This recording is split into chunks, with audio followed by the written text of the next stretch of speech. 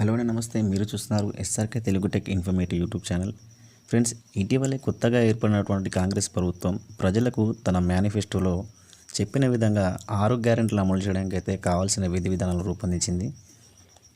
ఇందులో భాగంగానే ప్రజాపాలన విధానం ద్వారా తెలంగాణలోని ప్రతి జిల్లాలో గ్రామ సభలు నిర్వహించడం, అలాగే కార్పొరేషన్ లెవెల్లో సభలు నిర్వహించి దరఖాస్తుదారులను నుండి అప్లికేషన్ అయితే స్వీకరించనున్నారు.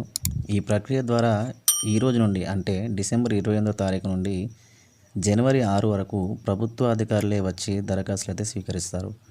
అసలు ఈ దరఖాస్తులను ఎలా నింపాలి, అందుకు కావాల్సిన పత్రాలు ఏమిటి అని ఈ వీడియోలో తెలుసుకుందాం ఫ్రెండ్స్. ఒకవేళ మీరు కనుక మన ఛానల్ ఫస్ట్ టైం కనుక చూసినట్లయితే దయచేసి మన ఛానల్ సబ్స్క్రైబ్ చేయండి, లైక్ చేయండి, అలాగే కామెంట్ చేయండి ఫ్రెండ్స్. ఇక్కడ మనం చూడొచ్చు, ప్రజాపాలన సంబంధించిన దరఖాస్తు ఫామ్ అయితే ఇది ఫ్రెండ్స్. ఇందులో మహాలక్ష్మి, రైతు భరోసా, అలాగే గృహలక్ష్మి, ఇందిరమ్మ ఇండ్లు, చేయూత పథకాల కోసం అయితే దరఖాస్తు వివరాలు ఈ ఫామ్లో పొందుపరచాల్సి ఉంటుంది ఫ్రెండ్స్. ఇది ఎలా నింపాలో మనం ఇప్పుడు తెలుసుకుందాం. ముందుగా కుటుంబ వివరాలని ఇక్కడ ఉందో చూసారా, ఇందులో దరఖాస్తుదారు వివరాలు. ఇక్కడ మొదటిది దరఖాస్తుదారు ఇంటి యజమాని పేరు అయితే ఫిలప్ చేయాల్సి ఉంటుంది ఫ్రెండ్స్. ఇక్కడ రెండో దానిలో స్త్రీ అయితే స్త్రీ, పురుషుడు అయితే పురుషుడు, ఇక్కడ వివరాలు నమోదు చేయాల్సి ఉంటుంది.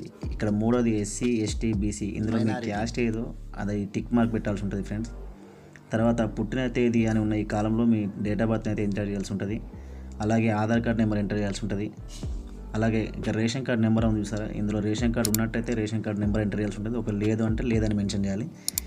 ఇక్కడ పక్కన దరఖాస్తుదారు ఫోటో అని చూసారా, ఇక్కడ మీ పాస్పోర్ట్ సైజ్ ఫోటో అయితే అప్లై చేయాల్సి ఉంటుంది ఫ్రెండ్స్. అలాగే ఇక్కడ మీ మొబైల్ నెంబరు ఎంటర్ చేయాల్సి ఉంటుంది. ఈ వృత్తి అన్న దగ్గర మీరు చేసిన వృత్తి ప్రైవేట్, మీరు మామూలుగా ఏ వర్క్ చేస్తున్నా అయితే మెన్షన్ చేయాల్సి ఉంటుంది. అలాగే 9వ కాలంలో మనం చూసినట్లయితే కుటుంబ సభ్యుల వివరాలు నమోదు చేయాల్సి ఉంటుందండి.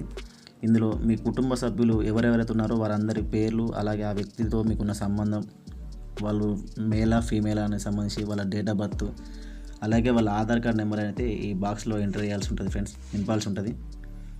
అలాగే మనం కొంచెం కిందికి స్క్రోల్ డౌన్ చేసుకుంటే ఇక్కడ మీ చిరునామా, ఇంటి నెంబరు, అలాగే మీ వీధి సంబంధించి ఇక్కడ రాయాల్సి ఉంటుంది ఫ్రెండ్స్. అలాగే గ్రామం, మీది గ్రామం కిందకి వస్తుందా మున్సిపాలిటీ, అది కూడా ఇక్కడ రాయాల్సి ఉంటుంది. అలాగే మీ వార్డు నెంబరు, మండలం కూడా రాయాల్సి ఉంటుంది ఫ్రెండ్స్. అలాగే మీ జిల్లా ఇక్కడ నింపాల్సి ఉంటుంది. అలాగే అభయహస్తం గ్యారంటీ పథకాలు లబ్ధి పొందడానికి వివరాలు, కావాల్సిన పథకాల లబ్ధి కొరకు టిక్ మార్క్ చేయండి. ఇందులో భాగంగా మహాలక్ష్మి పథకానికి సంబంధించి మీరు అర్హులను భావించినట్లయితే ప్రతి నెల 2,500 రూపాయల ఆర్థిక సహాయం కోసం ఈ బాక్స్ అయితే ఫిలప్ చేయాల్సి ఉంటుంది, టిక్ మార్క్ పెట్టాల్సి ఉంటుంది. అలాగే 500 రూపాయల గ్యాస్ సిలిండర్ సంబంధించి కూడా మీకు ఇది టిక్ మార్క్ పెట్టాల్సి ఉంటుంది ఫ్రెండ్స్.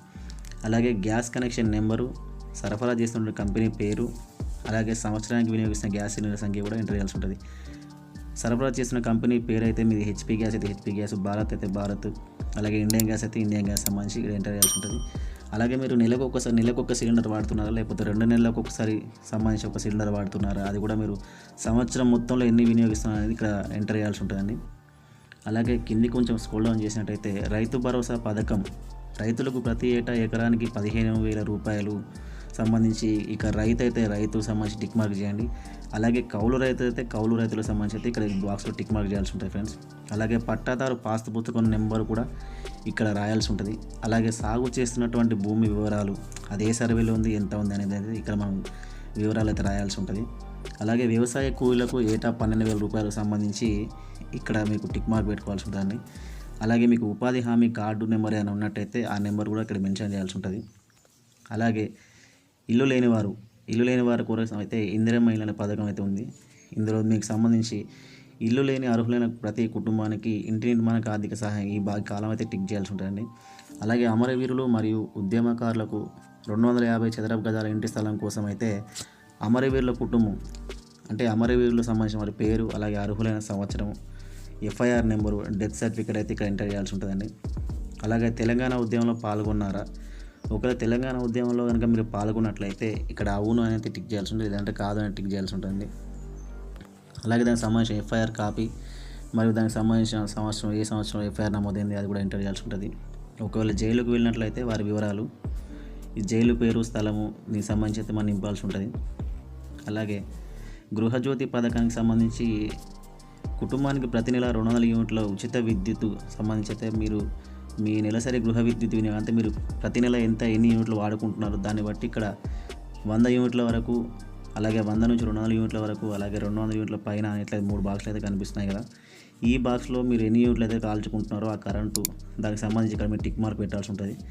అలాగే గృహ వినియోగ విద్యుత్ మీటర్ కనెక్షన్ అంటే మీ మీటర్ నెంబర్ కూడా ఇక్కడ ఎంటర్ చేయాల్సి ఉంటుంది. అలాగే చేయూత పథకంకి సంబంధించి చేయూత పథకం కింద నెలకు 4,000 రూపాయలు మరియు దివ్యాంగుల పింఛన్ సంబంధించి 6,000 పొందేందుకు వివరాలు అయితే ఇక్కడ తెలపాల్సి ఉంటుంది. ఒకవేళ మీరు హ్యాండిక్యాప్లు అయితే ఇక్కడ ఈ బాక్స్లో టిక్ పెట్టేసి మీకున్న సదరం సర్టిఫికేట్ నెంబర్ కూడా ఇక్కడ ఎంటర్ చేయాల్సి ఉంటుంది. అలాగే వృద్ధాప్య పింఛన్ అంటే ఇంకా వేరే పింఛన్ అయినా మీకు కావాల్సినట్టయితే ఇక్కడ వృద్ధులైతే ఈ బాక్స్లో టిక్ చేయాల్సి ఉంటుంది. అలాగే గీత కార్మికులు, డయాలసిస్ బాధితులు, బీడి కార్మికులు, అలాగే ఒంటరి మహిళ, వితంతు, చేనేత కార్మికులు, ఎయిడ్స్ వ్యాధిగ్రస్తులు, పైలేరియా వ్యాధిగ్రస్తులు, బీడీ టేకేదారు జీవన వృద్ధికి సంబంధించి అయితే మీకు ఇందులో మీరు దేనికి సంబంధించిన వారో అది ఇక్కడ టిక్ చేయాల్సి ఉంటుంది. అలాగే ఇంకొంచెం కిందికి స్క్రోల్ చేసినట్టయితే ఇక్కడ జతపరచాల్సిన పత్రాలు అంటే మీరు ఇక్కడ ఏ పథకాలకు సంబంధించి అయితే మీరు ఇది ఇక్కడ టిక్ మార్క్ చేసుకుని అవన్నీ ఫిలప్ చేశారో అవన్నీ ఫిలప్ చేసిన తర్వాత దీనికి సంబంధించి ఆధార్ కార్డు జిరాక్స్ అయితే అవసరం ఉంటుంది. అలాగే తెల్ల రేషన్ కార్డు జిరాక్స్ కూడా దీనికి మనం అంటే ప్రూఫ్గా సబ్మిట్ చేయాల్సి ఉంటుందండి. ఒకవేళ ఇక్కడ మీరు అనుకోవచ్చు మాకు రేషన్ కార్డు లేదు కదా అనుకున్నట్టయితే రేషన్ కార్డు లేకున్నా కూడా ఈ పథకానికి అయితే దరఖాస్తులు అయితే పెట్టుకోవచ్చు అని గవర్నమెంట్ అయితే ఇదివరకు తెలియజేసింది. సో ఎటువంటి కంగారు పడాల్సిన అవసరం లేదు. మీరు రేషన్ కార్డు లేకున్నా కూడా ఈ సంబంధించిన ఫామ్ అంతా క్లియర్గా నింపేసి ఎవరైతే అధికారులు మీకు ఆ ఫామ్స్ ఇచ్చారో ఆ అధికారులకి మళ్ళీ ఈ ఫామ్స్ అన్ని తీసుకెళ్ళి వాళ్ళకి అప్పచెప్తే వాళ్ళు దానికి సంబంధించిన ప్రాసెస్ అంతా పూర్తి చేసి మీకు ఒక రసీదు అయితే ఇస్తారు. ఆ రసీదు అయితే మీరు తీసుకోవాల్సి ఉంటుందండి. సో ఇవన్నీ మీరు ఫిలప్ చేశాక ఇక్కడ మీ సంతకము, వేలిముద్ర, అలాగే మీ పేరు, తేదీ ఇవన్నీ క్లియర్గా రాసేసిన తర్వాత ఈ ఫామ్ తీసుకెళ్ళి అధికారులకు ఇస్తే వాళ్ళు ఇక్కడ పాలన దరఖాస్తు రసీద్ అనేది అంటే మీరు వాళ్ళ అప్లికేషన్ తీసుకున్న తర్వాత వాళ్ళు ఏదైతే వాళ్ళు ఈ రిసిప్ట్ అనేది అయితే మీకు అయితే ఇవ్వడం జరుగుతుంది. సో ఆ రిసిప్ట్ అయితే మీ దగ్గర ఉంచుకోవాల్సి ఉంటుందండి. సో ఈ విధంగా మీరు ఫామ్ అనేది పూర్తిగా నింపి అధికారులకు ఇచ్చినట్టయితే మీరు ఏ పథకాలకు అర్హులో వాళ్ళు తర్వాత వెరిఫికేషన్ చేసి అయితే మీరు దానికి పథకానికి లబ్ధి అయ్యేలా వాళ్ళైతే చూస్తారు. సో ఇదండి ఈ ఫామ్ సంబంధించి ఎలా నింపాలి ఏందన్న విషయం. ఈ వీడియో కనుక మీకు నచ్చినట్లయితే దయచేసి మా ఛానల్ సబ్స్క్రైబ్ చేయండి, అలాగే లైక్ చేయండి. తప్పకుండా ఇతరులకైతే షేర్ చేయండి friends. Thank you friends, thank you for watching. జై హింద్.